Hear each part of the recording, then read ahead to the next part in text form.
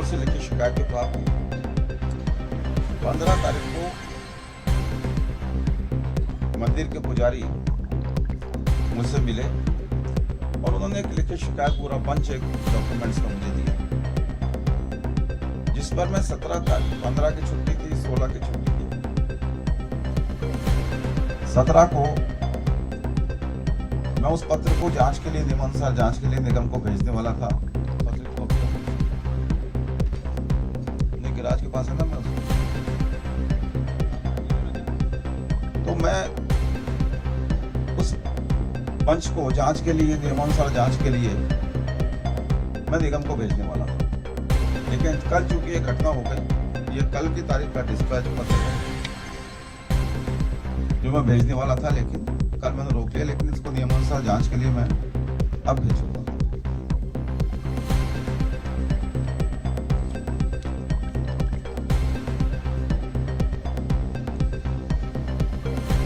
ये वो कागजों का बंच है जो पुजारी की तरफ से मुझे दिया गया। इसमें जो कि मैं स्थानीय विधायक हूँ, इसलिए मुझसे यह अपेक्षा की गई है कि मैं इसमें कार्रवाई करूं। और इसमें लिखा कि अवैध निर्माण कार्य रोकने का अनुरोध, मंदिर वाड़े की जमीन के 50 फीट गुना 30 फीट का अवैध अनैतिक स्टेट ग्रांट पट्टा निरस्त करने हैं। ये मेरा कहना नहीं है, ये पुजारी का। चलिए, ये पूरी जांच का विषय है। मैं किसी भी प्रकार से न पुलिस जांच को दिशा देना चाहता, न पुलिस की जांच में इंटरफेयर करना चाहता। मैं चाहता हूं कि पुलिस निष्पक्ष जांच करे।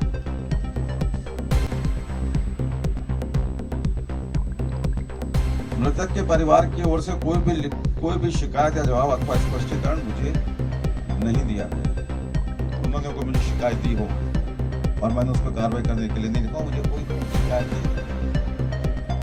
तरह तरह के जो वीडियो फुटेज या समाचार चैनल्स में आ रहे हैं, उसमें कहीं कहीं मुझ पर यह भी आरोप लग रहा है कि वो परिवार मुझसे मिलने आया और मैंने उस परिवार के किसी महिला को या व्यक्ति को, किसी को लात मारी, कि दुर्व्यवहार किया। ये सारे आरोप लगे। मेरे घर पे उस इलाके में जहां मैं मिलता हूँ, वहां सीसीटीवी कैमरा है। 13 तारीख की वो घटना बता रहे हैं। पुलिस मुझसे अगर पूछताछ करेगी तो वो 13 तारीख की सीसीटीवी वीडियो फुटेज भी मैं पुलिस को उपलब्ध करा दूंगा। तो उसमें स्पष्ट हो जाएगा कि वो परिवार के कितने लोग आए मेरे पास में, कौन कौन आया और मैंने उनके साथ में कैसा व्यवहार किया। कोई दुर्व्यवहार किया या कोई व्यवहार नहीं किया, या कोई गलत व्यवहार किया कि अच्छा व्यवहार किया, उस वीडियो फुटेज से पूरी तरीके से स्पष्ट हो जाएगा। मैंने मेरे पूरे राजनीतिक जीवन में आज तक कभी किसी गलत काम के लिए न तो सिफारिश की, न किसी को गलत काम करने के लिए दबाव बनाया। मैं सिफारिश भी करता हूं तो सिर्फ न्याय की सिफारिश करता हूं। मृत्यु के कारणों का पता लगना जरूरी है। आत्महत्या आमतौर पर व्यक्ति क्षणिक आवेश में करता है। आत्महत्या करने से पहले 3-4 तरीके के वीडियो क्लिपिंग्स कोई बनाता है। जो वीडियो क्लिपिंग्स वायरल हो रहे हैं वो 3-4 तरीके के, इसलिए सच्चाई ठीक से पता लगनी चाहिए। FIR कराना हर किसी का अधिकार है। मुख्यमंत्री जी और सरकार और हम सब लोग कहते हैं कि FIR दर्ज कराने का अधिकार है। FIR दर्ज होनी चाहिए। FIR की गहराई से और निष्पक्ष जांच होनी चाहिए और जो दोषी पाया जाए उसके खिलाफ सख्त से सख्त कड़ी कार्रवाई होनी चाहिए। प्रकरण की के बारे में जानकारी मिलते ही कल मैंने महानिदेशक पुलिस राजस्थान एवं पुलिस आयुक्त जयपुर को पत्र के माध्यम से उच्च स्तरीय एवं शीघ्रता से जांच के लिए आग्रह किया। मैं उनको पत्र, दोनों अधिकारियों को, पुलिस कमिश्नर जयपुर को और DG पुलिस जयपुर को मैंने कल ही लिख दिया कि आप इसकी चाहे तो SIT से जांच कराएं, चाहे किसी उच्च अधिकारी से जांच कराएं, लेकिन इसकी निष्पक्ष जांच करें। मुझ पर इस प्रकरण को लेकर लगाए गए सभी आरोप निराधार हैं। मैं ये भी आग्रह करता हूं आप लोगों के माध्यम से पुलिस से कि जो विभिन्न चैनल्स में जो मुझ पर आरोप लगाए जा रहे हैं, चैनल्स नहीं लगा, मेरे को चैनल से कोई शिकायत नहीं, मेरे को मीडिया से टोटल, न प्रिंट मीडिया से न इलेक्ट्रॉनिक मीडिया से मुझे कोई शिकायत नहीं। आप लोग अपना काम करें। मुझ पर FIR दर्ज हुई, उसकी जानकारी होना, वो छपना, वो न्यूज में दिखाना, वो आपकी जिम्मेदारी। लेकिन मैं चाहता हूं कि मेरे पे आरोप लगाने वाले कोई व्यक्ति हो, वो चाहे उनके परिजन हो या उनके और कोई साथ के लोग, मुझ पे जो जो आरोप लगाए जा रहे हैं, मैं चाहता हूं सबकी जांच हो। मुझसे भी स्पष्टीकरण मांगा जाए। उनके पास भी अगर कोई सबूत है तो उनको सबूत देने चाहिए, और अगर सबूत नहीं है तो अपने आरोप उनको वापस लेने चाहिए। मैं इस सारी परिस्थिति में आपके माध्यम से ये स्पष्ट करना चाहता हूं, मेरा उस परिवार से अच्छा या बुरा कभी भी कोई संबंध उनसे मेरा नहीं रहा। जहां तक गिरधारी जी के प्राचीन मंदिर का प्रश्न है, पिछले कई वर्षों से मुझे नहीं लगता कि मैं उस मंदिर में गया था। मेरा उस मंदिर सही है, ये राम प्रसाद जी का परिवार सही है, निश्चित रूप से जांच का विषय है। बहुत सारी बातें चूंकि इसमें कही गई हैं, इन डॉक्यूमेंट में जो मुझे पुजारी परिवार की तरफ से दिए गए, पुजारी जी की तरफ से दिए गए, मैं चाहता हूं मैं इसको निगम में भेज रहा हूं, इसकी वो जिस तरह जांच हो। अगर पुजारी जी के आरोप गलत है तो उनके खिलाफ जांच हो, और अगर पुजारी जी का कहना ठीक है तो भी सच्चाई जनता के सामने आनी चाहिए। मैं आपसे भी उम्मीद करता हूँ, आपकी भूमिका अभी तक पूरी तरीके से निष्पक्ष रही है। आप कहीं कोई चैनल, कोई समाचार किसी भी तरफ से अब तक पार्टी नहीं, न मेरा किसी ने अनावश्यक बचाव करने की कोशिश की और न मेरे पर किसी ने अनावश्यक आरोप लगाने की कोशिश। लेकिन जो आरोप लगाए जा रहे हैं उनकी जांच आवश्यक है। और जिस तरीके का मैं व्यक्ति हूं, अगर मेरे पे प्राइमा फेसी भी कोई आरोप सिद्ध होता है तो मेरे से किसी को कुछ डिमांड करने की जरूरत नहीं पड़ेगी। मैं खुद ही वो सारी जिम्मेदारी लेके जो उच्च नैतिक मूल्यों के अनुसार जो कदम उठाए जाने चाहिए वो कदम अपने आप उठा दूं। मैंने पूरे राजनीतिक जीवन में अब तक कभी भी किसी गलत काम की कहीं सिफारिश नहीं। मेरे पास आपके मीडिया के भी कुछ मित्र आते हैं कभी किसी काम के लिए, ये हम सब सामाजिक लोग हैं, कभी मुझसे भी आपको काम पड़ सकता है, कभी मुझे भी आपसे काम पड़ सकता है। लेकिन मैंने अगर काम नहीं होने वाला है या काम ठीक नहीं है तो मैंने कभी कहने में संकोच नहीं किया कि भाई ये मेरे से नहीं हो पाएगा, ये ठीक है। कभी पूरे जीवन में कोई गलत काम नहीं किया। ये तो इस उम्र की बात है। मेरे ऊपर तो छात्र जीवन में कभी कोई FIR दर्ज नहीं हुई। मैं यूनिवर्सिटी का प्रेसिडेंट रह लिया, छात्र राजनीति कर ली। वो उम्र जब आदमी जोश में कुछ कर गुजरता है, उस वक्त ही कभी किसी FIR दर्ज होना दूर की बात है, किसी FIR में नाम ही नहीं आया मेरा। मैंने कैसा जीवन जिया है ये आप सब जानते हैं। तो मैं आपके माध्यम से ये कहना चाहता हूँ कि जो आरोप मीडिया के माध्यम से मुझ पर लगाए जा रहे हैं विभिन्न लोगों द्वारा, आप भी सक्षम हैं, आपके भी अपने रिसोर्सेज हैं, आप भी उनकी जांच करें। अगर मैं कहीं दोषी पाया जाऊं तो मुझे बताएं। मैंने जैसा वादा किया है कि उच्चतम नैतिक मूल्यों का पालन करते हुए उच्चतम मैं उस कार्रवाई को अपने पे लागू करूं। आप कुछ पूछना चाहें तो मुझसे पूछ सकते हैं। जोशी जी, इस मामले की आपको पहले से जानकारी थी या नहीं? मेरे से तो कोई व्यक्ति, मैंने इसमें लिखा है, ये पॉइंट्स आपको दे दूंगा मैं भी आपको। ये इसमें जरा सा मुझे थोड़ा सा सुधार करना है, एक लाइन का, वो करके मैं आपको दे दूंगा। मेरे को तो कोई मतलब ही नहीं, मुझे पता ही नहीं है कि वहां कोई विवाद भी चल रहा था। मेरे पास तो 13 तारीख को जैसा वो बता रहे हैं, मैंने भी देखा, बाद में वीडियो मेरे पास क्लिपिंग्स देखी मैंने, CCTV की, उसमें संभवतः उस परिवार के 2-3 लोग यहाँ पे आए थे। उससे कोई 2-4-5 दिन पहले, 2-3 दिन पहले मुझे किसने कहा कि वहां मंदिर का में कोई निर्माण चल रहा है जो गलत है। तो काम रुकवाने के लिए कहा कि भाई काम रुक जाए, दोनों के कागजों की जांच हो जाए, जो सही हो निगम उस हिसाब से कार्रवाई करे। मेरा इस विवाद में कहीं कोई न पहले न बाद में, आज न बाद में मेरा कोई लेन देन नहीं है। मैं क्यों किसी को परेशान करूंगा जिसको मैं जानता ही नहीं हूं। मैं तो वैसे किसी अनजान आदमी से ही दुर्व्यवहार नहीं करता। आप सब मेरे नेचर जानते हैं, पूरा जयपुर, पूरा राजस्थान मेरी नेचर जानता है कि मैं दुर्व्यवहार करता नहीं हूं किसी के साथ। तो मेरे घर कोई आएगा तो उससे तो कैसे दुर्व्यवहार करूंगा। जो भी व्यक्ति यहाँ आता है वो मेरे लिए मेरा सम्मान बढ़ाने आता है, तो मेरी जिम्मेदारी बनती है कि मैं उनका भी सम्मान बढ़ाऊं। मैंने किसी के साथ दुर्व्यवहार नहीं किया। नैतिकता की आप बात कर रहे हैं, तो क्या आपको वहाँ जाना नहीं चाहिए था इस पीड़ित परिवार से मिलने? कुछ महिलाएं अभी पीड़ित परिवार की यहाँ पर आई थी आपके बंगले के बाहर, पुलिस ने जबरन उठा दिया उनको। देखिए, कई चीजें ऐसी होती हैं, ये सुनने में अच्छी लगती है कि मुझे वहां जाना चाहिए था। मैं वहां जाता, विधानसभा क्षेत्र मेरी बात तो सुन, मैं अगर वहां जाता और कुछ लोग मेरे को देख के अनावश्यक आक्रोश वहां पैदा करते, वो ठीक होता कानून व्यवस्था की स्थिति के हिसाब से? मेरे मन में दुख है।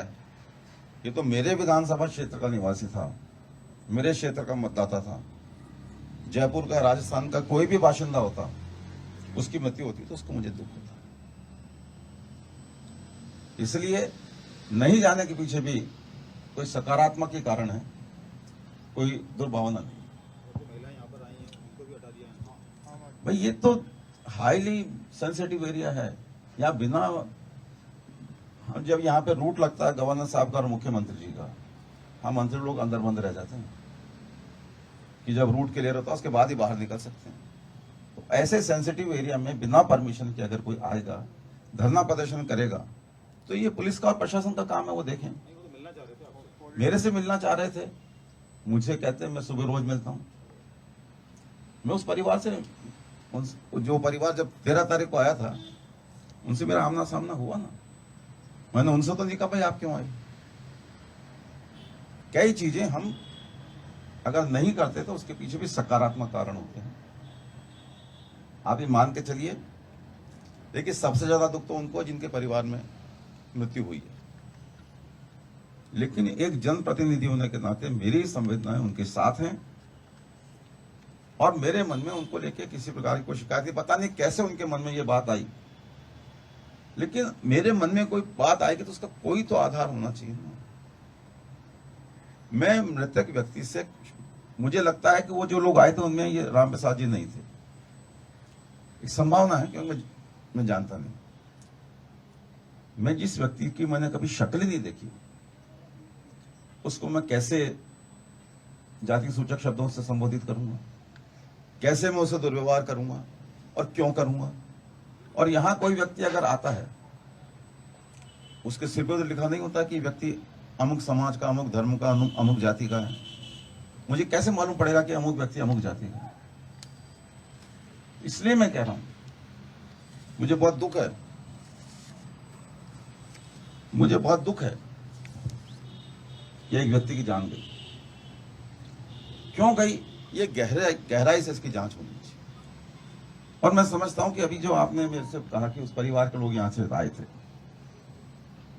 मेरी जानकारी के हिसाब से उस परिवार के लोग नहीं थे, किसी राजनीतिक दल के लोग थे। उस परिवार के लोग आते और मुझसे मिलना चाहते और मेरे घर आते, तो आप ये मान के चलिए मुझे उनसे मिलने में कोई परहेज नहीं होता। उस परिवार के लोग नहीं थे।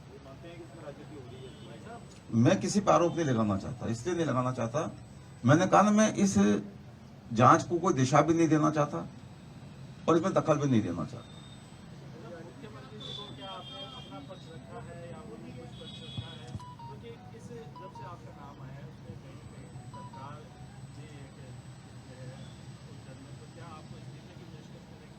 मैंने कहा ना, प्राइमा फेसी थोड़ा सा भी अगर प्रूव हो गया तो उच्चतम नैतिक मूल्यों का पालन करूंगा, यह विश्वास है। अगर प्राइमा फेसी भी प्रूव हो गया तो किसी को, मुख्यमंत्री जी को या पार्टी हाईकमान को या किसी भी व्यक्ति को मेरे से कुछ नहीं मांगना पड़ेगा, मैं खुद ही पालना कर दूंगा। अगर मैं इस केस में कहीं इन्वॉल्व होता थोड़ा बहुत भी पहले से, और फिर मुझ पे आरोप लगते तो मैं प्राइमा फेसी मेरे पे आरोप बनते थे। लेकिन मैं जिस व्यक्ति को जानता ही नहीं,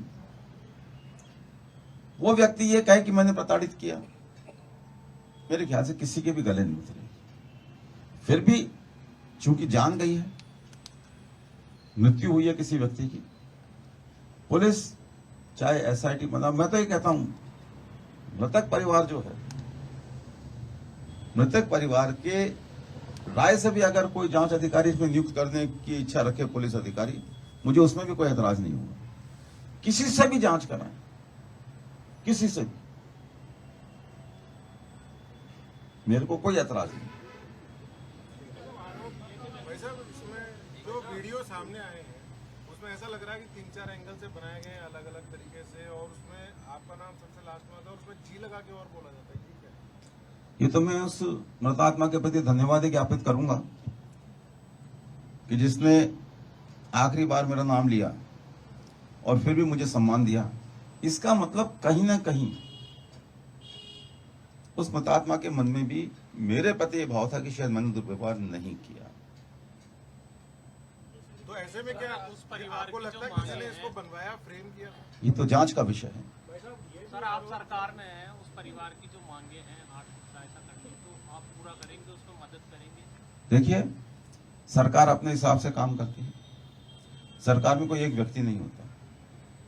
सरकार उस परिवार के साथ में जो भी करे, अच्छे से अच्छा करे, मुझे खुशी होगी, मुझे कोई ऐतराज नहीं है, मुझे खुशी होगी। और मैं भी जीवन के किसी मोड़ पे अगर उस परिवार ने मुझसे कुछ अपेक्षा रखी तो उन अपेक्षाओं को पूरा करूंगा। मेरा ये सवाल था कि आपके 35-40 साल के राजनीतिक कैरियर में आपके परिवार में सिर्फ 2 आरोप लगे हैं गंभीर। एक जो आपके बेटे पे लगा था, उसमें एफआईआर रोज हुई थी, अब आप पे आरोप लगा, एफआईआर हो गई, तो ये आपके हक का क्या माना जाए, क्यों हो गई, कैसे हुआ?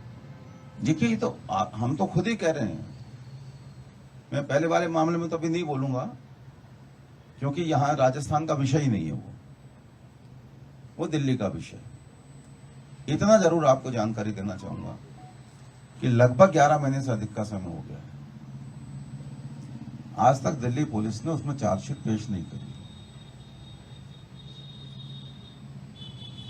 वो दिल्ली पुलिस जाने, पुलिस का अपना सिस्टम, अपना काम है, वो करे। लेकिन आप यहां के बारे में सोच सकते हैं कि मुख्यमंत्री जी बार बार जो बात कहते हैं कि एफआईआर दर्ज करने से हम नहीं रोकते, यह सिद्ध होता है। मेरे खिलाफ कोई बात आई, एफआईआर दर्ज हुई, जो सिस्टम है उस सिस्टम में जांच होगी। मैं तो जैसे मैंने कहा कि सरकार या प्रशासन या पुलिस अगर उस परिवार की सहमति से भी कोई जांच अधिकारी नियुक्त करे तो मुझे कोई ऐतराज नहीं। परिवार कह रहा है कि 70 साल से ज्यादा से वो वहाँ पर रह रहा था, तो अचानक ये बात अतिक्रमण की और उनको हटाने की कहां से कैसे? इस मंच की पीडीएफ आपको मैं उपलब्ध करा दूंगा। ये जो मंच मुझे दिया गया है, मैं नहीं जानता ये सही है कि गलत है, लेकिन इसकी जांच के लिए मैं निगम को भेजूंगा।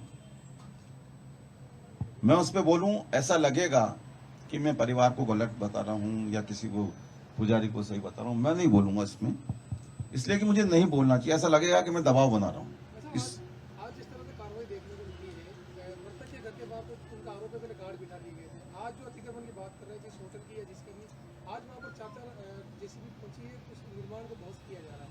तो क्या मृतक के आत्महत्या कर ली, उसके बाद इस तरह का नगर निगम कार्रवाई कर रहा है? देखिए,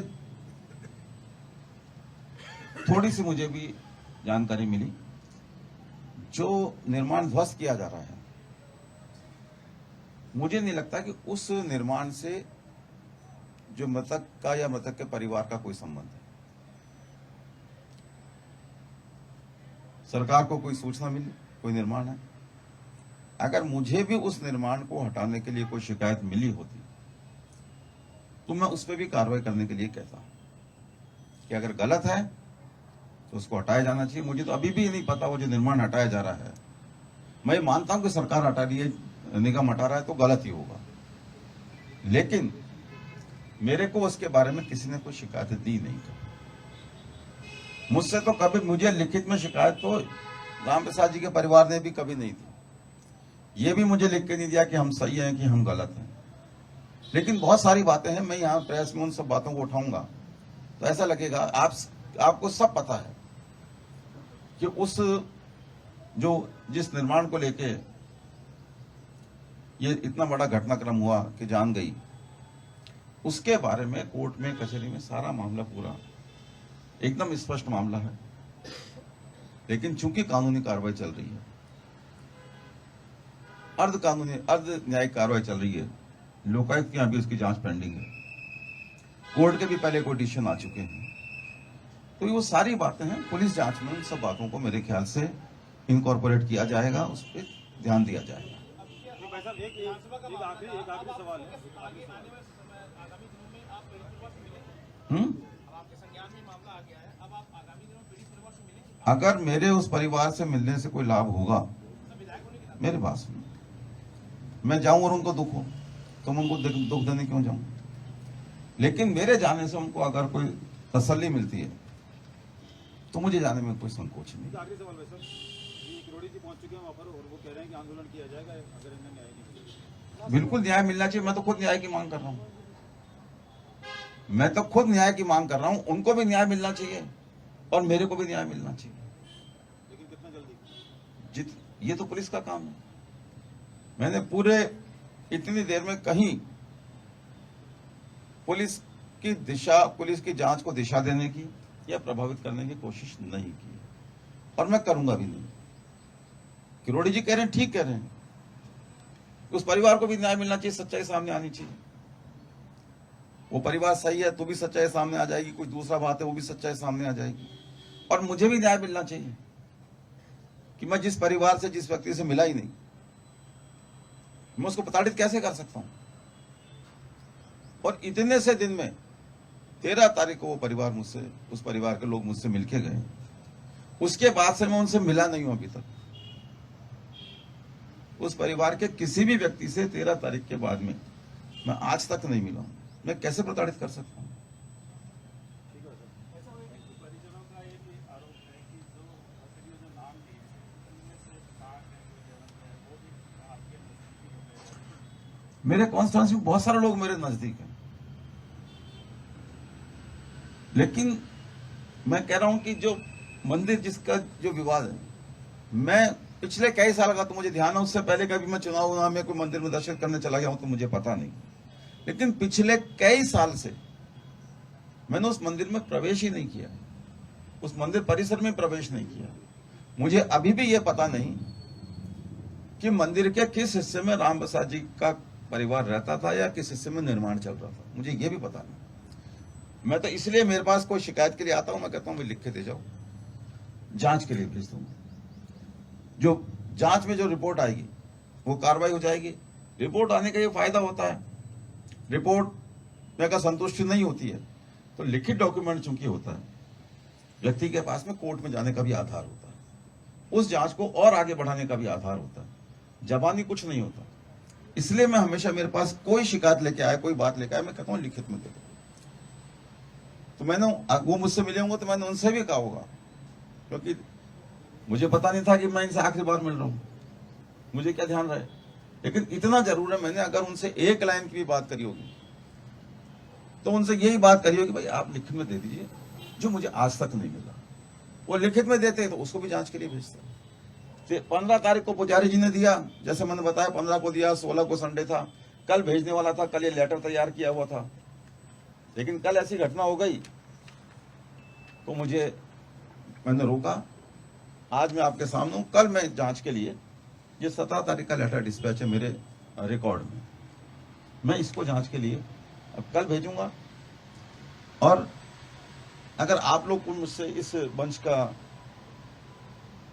कुछ डॉक्यूमेंट्स चाहेंगे तो मैं पीडीएफ से आपको भी उपलब्ध करा दूंगा। नहीं, अभी तक नहीं,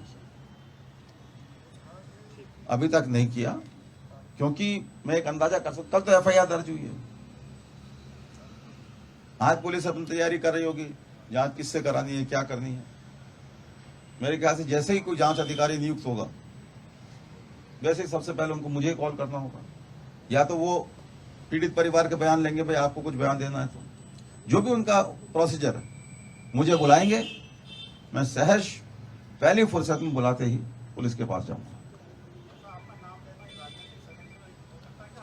मैं कुछ भी आरोप नहीं लगाना चाहता।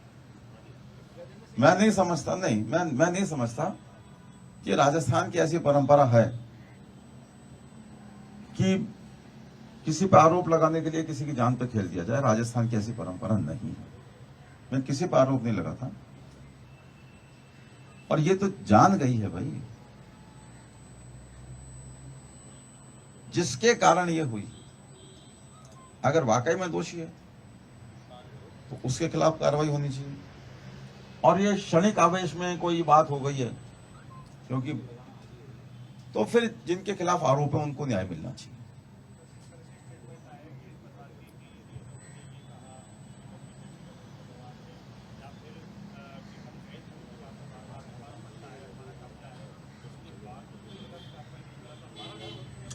एक दिन मेरे पास वो परिवार के कुछ लोग आए थे, सिर्फ एक बार, और संभवतः मेरे से उनकी इतनी बातें नहीं हुई।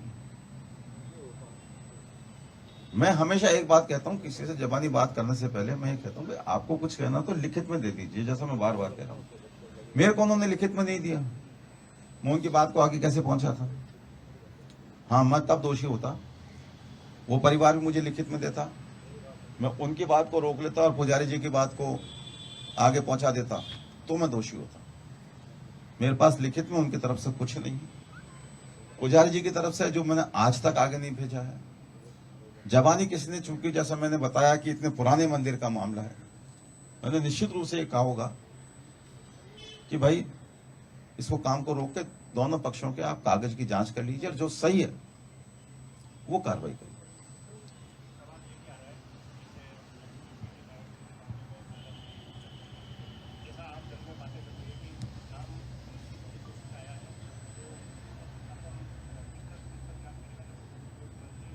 मैंने कहा ना, वो जिससे चाहे जांच कराएं, मेरी चॉइस नहीं बता रहा हूं मैं किससे जांच कराएं। पुलिस अधिकारी, चाहे डीजी पुलिस हो चाहे कमिश्नर हो, वो उस परिवार से बात करके जिसको वो जांच अधिकारी मांगे, जिस किसी को भी, उसको जांच दे देंगे, मुझे कोई एतराज नहीं। किसी से भी जांच कराएं, किसी से भी, मुझे कोई एतराज नहीं।